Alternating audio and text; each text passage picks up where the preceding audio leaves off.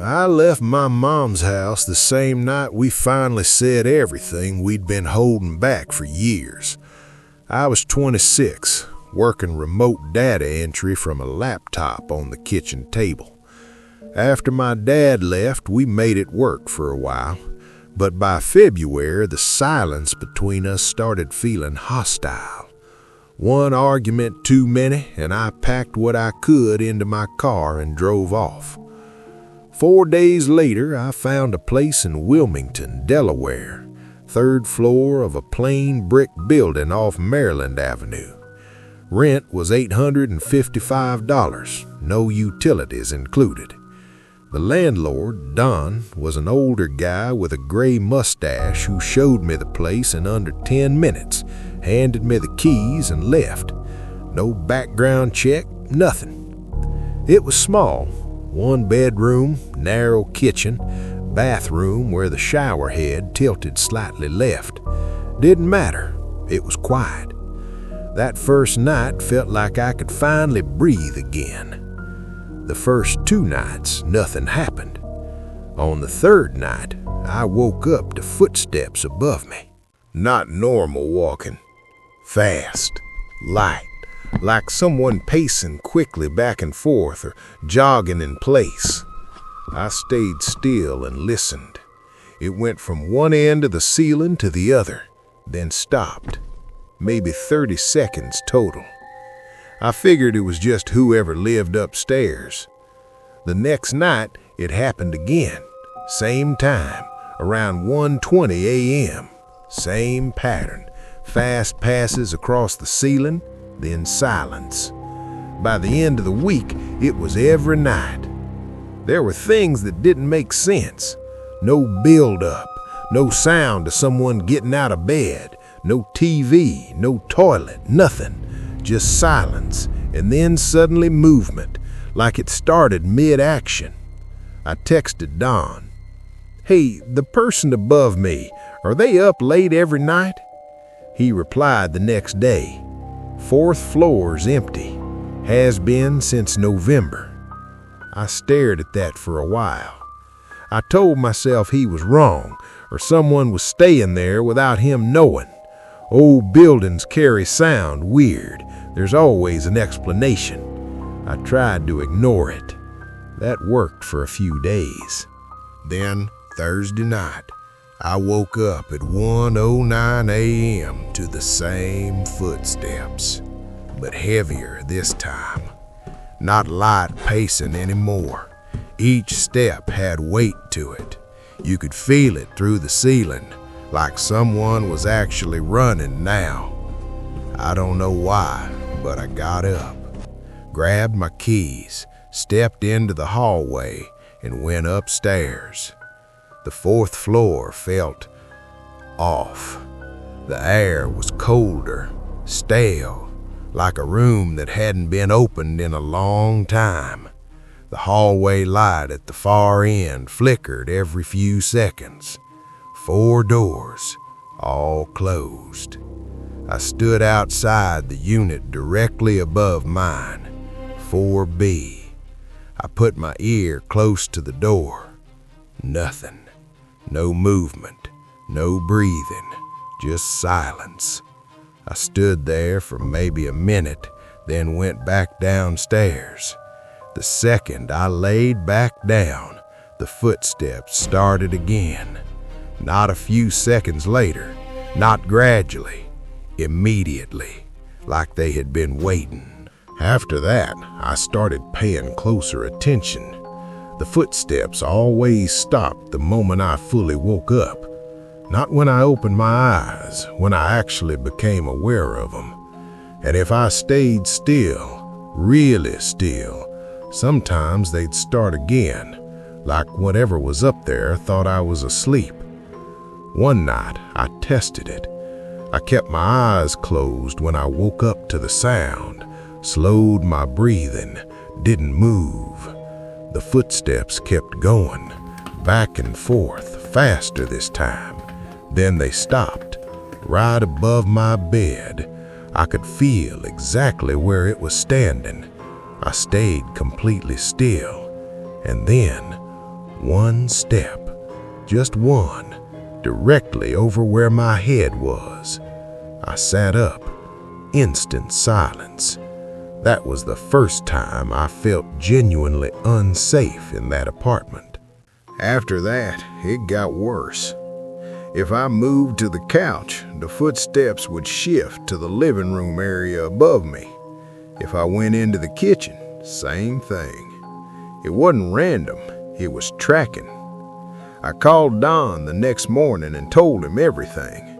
He was quiet for a few seconds, then just said, "Yeah, I don't know what to tell you." I asked him to check the unit. He said he would. He never did. At that point, I stopped thinking it was a coincidence. I lived there for about 2 more months because I didn't have a choice. Before I left, I tried one last thing. I went upstairs during the day when the building was empty, took a small piece of clear tape and placed it across the bottom edge of 4B's door, pressed lightly against the frame. If the door opened, even slightly, it would break. That night, the footsteps were louder than ever, constant, no breaks, running from one end of the ceiling to the other, over and over again. I didn't sleep. The next morning, I went upstairs to check. The tape was still there, perfectly intact, like the door hadn't been opened at all. I moved out in May, told my friends I found a better place closer to work, didn't explain anything else. I'm in a different apartment now, ground floor, nothing above me. It's been quiet ever since, but every now and then I'll wake up in the middle of the night for no reason, and I'll stay completely still, just for a few seconds, because part of me is waiting to see if something starts moving again once it thinks I'm asleep.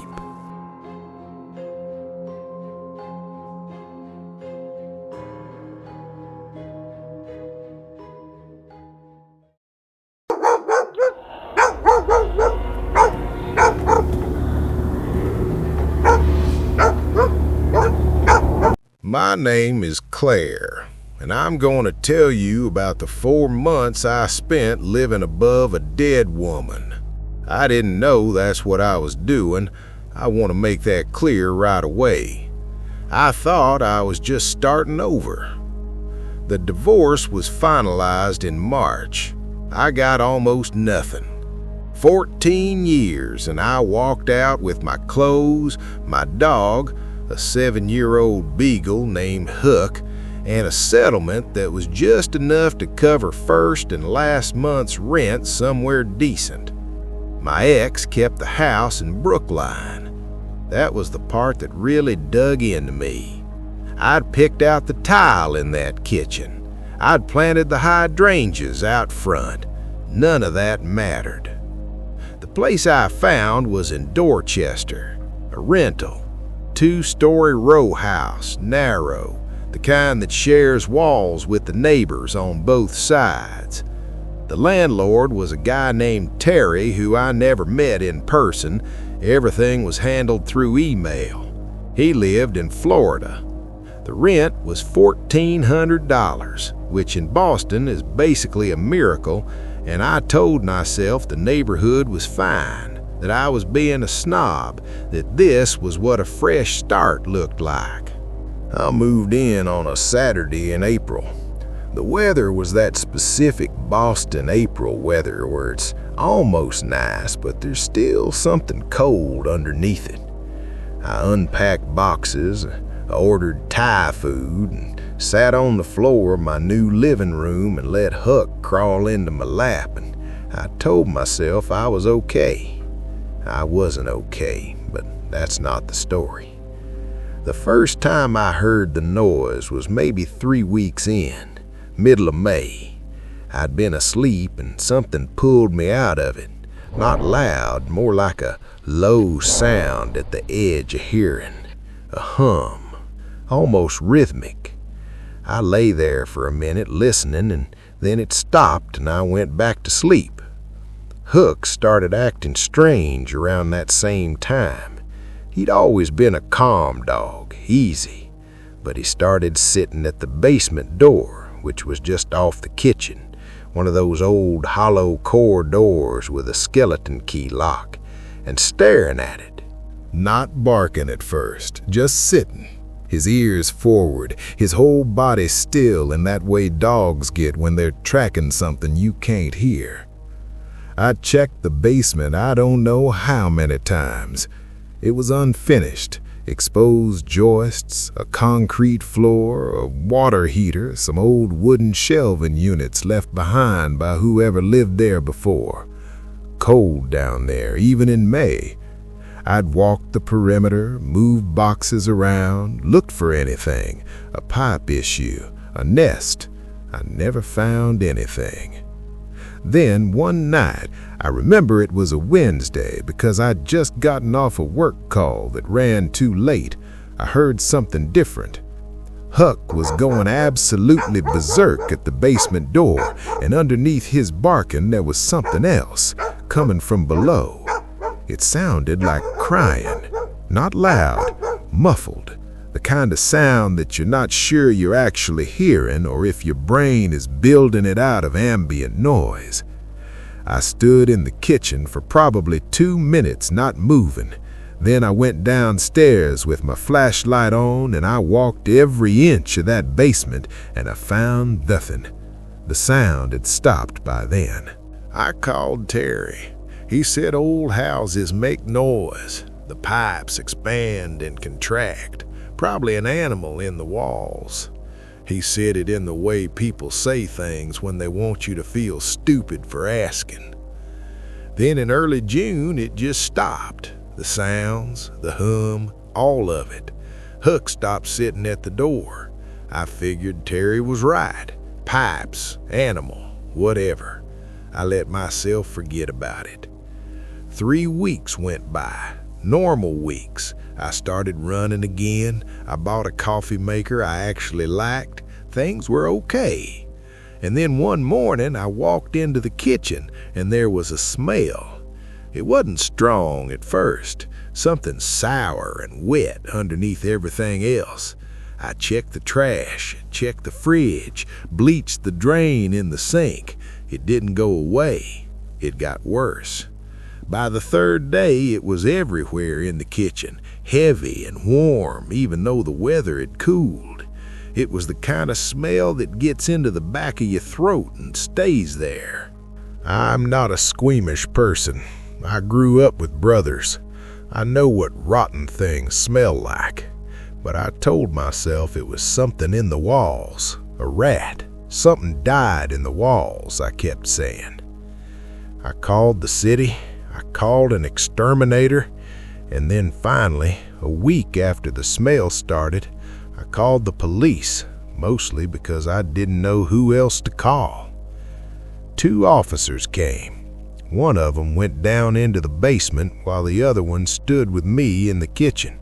It took maybe 4 minutes. Then the one downstairs called up to his partner, and his voice was different from when he'd walked in. They found her behind the old shelving unit I had moved maybe a dozen times. She'd been pushed flat against the foundation wall, and the shelf had been placed directly in front of her. She was on her side. Her wrists were bound behind her with electrical cord. She was wearing a gray sweatshirt and jeans and one sneaker, just one, and her hair had come loose and was partially over her face. She had been there, the medical examiner later said, for somewhere between 4 and 5 months. 4 or 5 months. I moved in April. I never learned her name from the police directly. They don't tell you things like that, not if you're just the tenant. But I found it later in a local news piece that ran 3 paragraphs and then disappeared. She was 34. She was reported missing by her sister the previous December. The article said police were investigating. That was 18 months ago. I've looked for updates. I haven't found any. I still don't know who put her there. I don't know if Terry knows something. I don't know if whoever did it knew the house was gonna be empty, or if they thought it would stay empty longer than it did. I don't know why there was only one shoe. I sleep with the light on now, not because I think something's gonna happen, more because the dark just feels different now than it used to. You know, I don't think that's ever gonna go back to normal.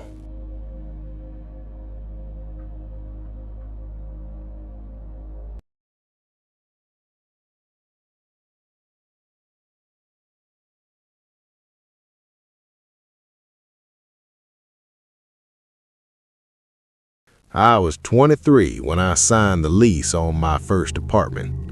It was a ground floor unit in a 2-story building in Akron, Ohio. Nothing special. Beige walls, carpet that had been shampooed too many times, a kitchen window that looked out onto the parking lot. $840 a month. I'd saved for almost a year to afford the deposit, and the day I got the keys, I sat on the floor of the empty living room and just exhaled. First place that was fully mine. The landlord was a woman named Patrice. She was in her 60s, soft-spoken, wore reading glasses on a beaded chain around her neck. She walked me through the unit, pointed out the water shut-off, told me the trash pickup was Tuesdays. She seemed fine, normal. I liked her. What she didn't mention was her son. His name was Darren. I found out later he lived in the unit directly above mine and did maintenance work on the property in exchange for reduced rent. He was maybe 35, heavy-set with a patchy beard and this habit of standing with his arms crossed, like he was waiting for something. I met him my second day there. I was carrying groceries from my car and he was coming down the exterior staircase. He stopped at the bottom and watched me walk across the lot. Didn't offer to help, just said, "You the new one?" I said, "Yeah." He nodded slowly, like I'd confirmed something. Then he went back upstairs. I told myself he was just awkward. Some people are.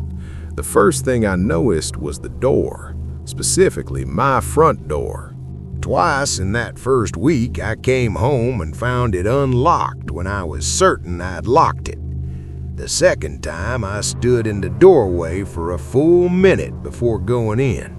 Nothing was missing. Nothing was moved. I called the leasing office and left a voicemail for Patrice. She called back 2 days later and said the locks were fine and that maintenance sometimes needed access to check the heating system. She said they were supposed to give notice, but sometimes forgot. She said it like it was a small thing. I started putting a strip of Scotch tape along the door frame at the bottom before I left each morning, just to see.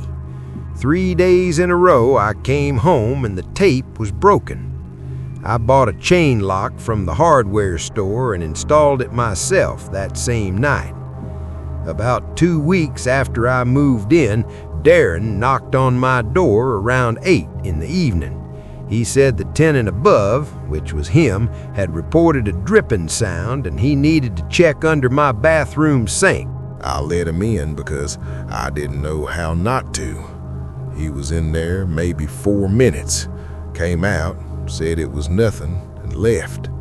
But when I went to use the bathroom that night, I noticed my toiletry bag had been moved. It was sitting on the edge of the sink instead of on the shelf where I kept it. I didn't sleep well after that. The comments started small. He'd see me getting my mail and say things like, "You're up late," or "Didn't see you leave this morning." One time he said, "I could hear your TV through the floor. What were you watching last night?" And he named a show. He was right. I hadn't told anyone I was watching it. I started keeping my blinds closed all the time. One night in November, a Tuesday, I remember because I'd just put my trash out, I woke up at 2 a.m. to a sound outside my front door. It wasn't knocking. It was more like someone shifting their weight. The floor creaking in one spot repeatedly, like pacing but slow. I lay still for maybe 10 minutes, then it stopped. The next night, I put a kitchen chair under the door handle before bed. He came on a Friday. It was raining. I'd been home since 5 and hadn't gone out. Around 10:30, I heard the key go into the lock. I heard it, that small metallic click of a key turning. The door pushed open an inch and hit the chain. He knocked then, like that was normal, like he hadn't just tried to walk in. He said my name through the gap. He said he needed to check something that his mom had asked him to. I was already dialing. I told him I was calling the police. My voice was steadier than I felt. He said, "Come on, don't do that." Then he started hitting the door, not like trying to break it, more like testing it. Hard, flat hits with the palm of his hand, each one a little slower than the last. I was backed against the far wall of my bedroom with the phone to my ear. He stopped before the dispatcher even picked up. By the time officers knocked 10 minutes later, the hallway was empty. They found no one. Patrice said Darren hadn't been on the property that night. She seemed genuinely confused, or she was good at seeming that way. I broke the lease, paid the penalty, left. I still deadbolt the door before I do anything else when I get home, every single time. I probably always will.